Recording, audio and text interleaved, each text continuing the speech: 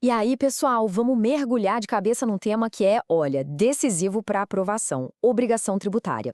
Hoje a gente vai dissecar os pontos que a banca Sebrasp mais ama cobrar. A ideia é que cada minuto que a gente passar aqui se transforme em pontos preciosos na sua prova. Vamos lá? Para a gente começar, vamos pensar numa coisa. O que separa quem passa daquele que fica pelo caminho? Saber a teoria é o básico, todo mundo que estuda sabe. O diferencial, o que de fato coloca o nome na lista, é a malícia. É saber identificar e desarmar as armadilhas que a Sebrasp espalha pela prova. E é exatamente isso que a gente vai treinar aqui hoje. Então, o nosso roteiro de hoje vai cobrir os 5 pontos quentes da obrigação tributária. A gente vai ver a diferença entre obrigação principal e acessória, entender o que é o fato gerador, quem são os sujeitos da obrigação, como funcionam as regras de solidariedade e, por fim, onde pagar, ou seja, o domicílio tributário. É um raio-x completo com foco total no que realmente importa para a prova. Beleza, vamos começar pelo começo, então. A primeira grande divisão que a gente precisa ter na ponta da língua é a diferença entre obrigação principal e acessória. Entender isso aqui não é só para bonito, não, é a base para acertar uma pancada de questões. Primeiro de tudo, vamos firmar o conceito. O que é, afinal, a obrigação tributária? Pensa numa relação jurídica, um elo criado pela lei. De um lado, você tem o sujeito ativo, que é o fisco, a União, os estados, o município, com o direito de cobrar. E do outro lado, o sujeito passivo, que pode ser o contribuinte ou o responsável, com o dever de cumprir uma prestação. Simples assim. Agora, olha que bacana essa tabela. Ela resume tudo o que a gente precisa para matar as questões da Sebrasp. Pensa assim, obrigação principal tem a ver com dinheiro, é pagar tributo ou pagar multa.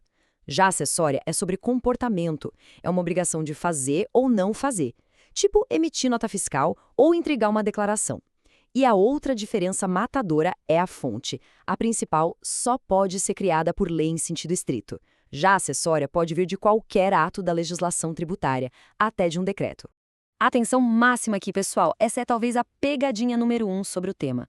A gente aprende lá no direito civil que o acessório segue o principal, certo? Pois bem, em direito tributário, pode apagar isso da memória. As obrigações são independentes.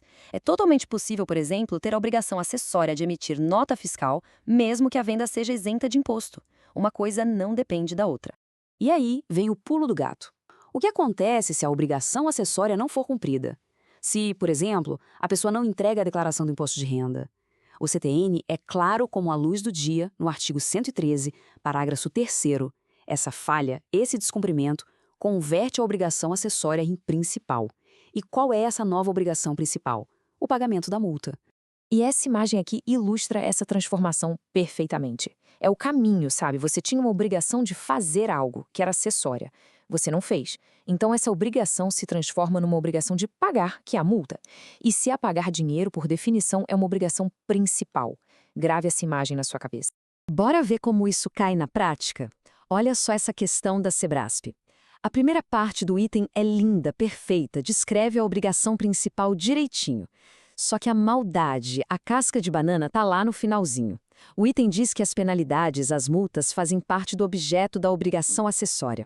E claro, o gabarito só podia ser um errado. A pegadinha é exatamente essa que a gente acabou de ver. A penalidade, a multa, é o exemplo clássico de obrigação principal. Ela não é parte da acessória. Ela é o resultado da conversão da acessória quando ela é descumprida. É o artigo 113 na veia. Beleza, superada essa primeira parte, vamos para o começo de tudo. O gatilho, o que dá o start em qualquer obrigação tributária, o fato gerador. Pensa assim, o fato gerador é o encaixe perfeito entre o que a lei descreve de forma abstrata e um acontecimento do mundo real, do mundo concreto. A lei fala auferir renda. Quando você recebe seu salário, pronto. Aconteceu o fato gerador do imposto de renda. Naquele exato momento, nasceu a obrigação de pagar. É a lei se materializando na vida real. E essa linha do tempo aqui deixa tudo muito visual. Olha a sequência.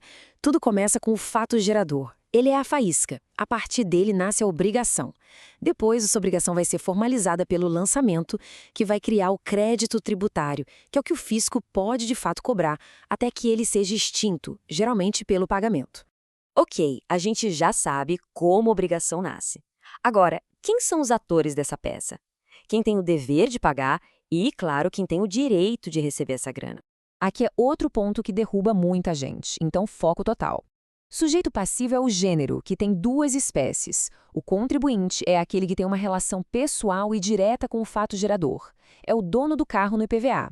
Já o responsável não. Ele não praticou o fato gerador, mas a lei, por algum motivo, manda ele pagar. É o caso da fonte pagadora que retém o imposto na fonte. Essa diferença entre relação direta e indireta é a chave. Agora vamos para um conceito que a Sebrasp adora cobrar, a tal da solidariedade. O que é isso? É basicamente quando o fisco pode bater na porta de qualquer um dos devedores e cobrar a dívida inteira, sem choro nem vela. Então, as consequências aqui são importantes.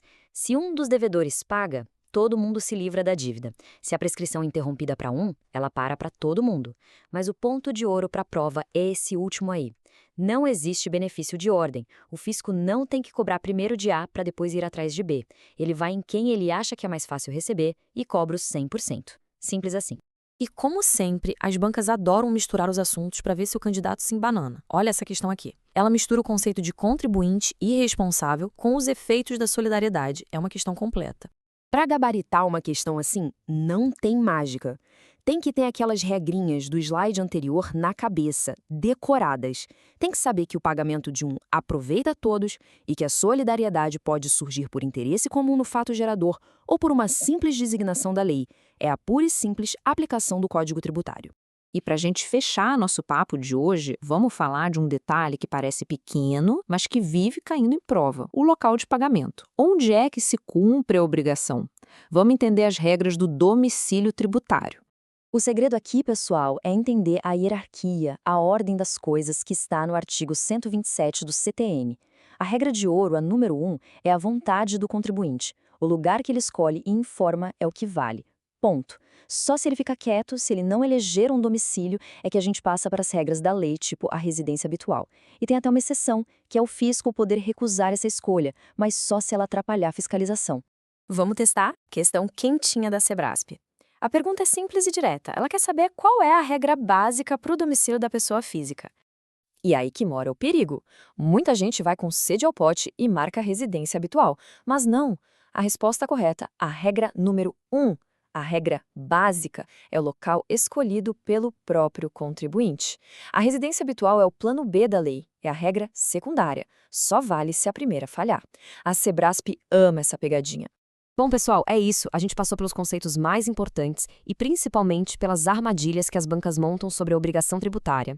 Com essa base sólida, com essa malícia, a preparação fica muito mais segura. A reflexão que fica agora é: qual o próximo desafio do edital que a gente precisa dominar? O estudo não para. Foco total que a aprovação vem.